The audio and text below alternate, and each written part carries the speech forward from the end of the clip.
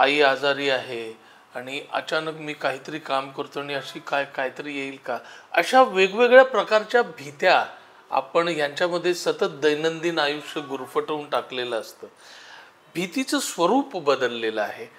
पण कधी कधी आपण एकटे असतो घरामध्ये आणि आपण आरशामध्ये स्वतःकडे पाहतो. तू पाहिलंय की मी पाहतो आणि मी खूप वेळ आरशामध्ये स्वतःकडे एकटक पाहत राहिलं ना, की मला स्वतःचीच भीती वाटायला लागते.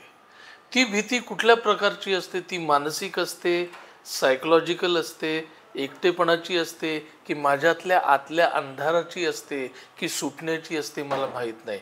तर अशा वेगवेगळ्या प्रकारच्या भीत्यांमध्ये आपण सतत जगत असतो, जरी आपण आत्मविश्वासाने बाहेर फिरत असलो, बोलत असलो तरी, असं मला वाटतं.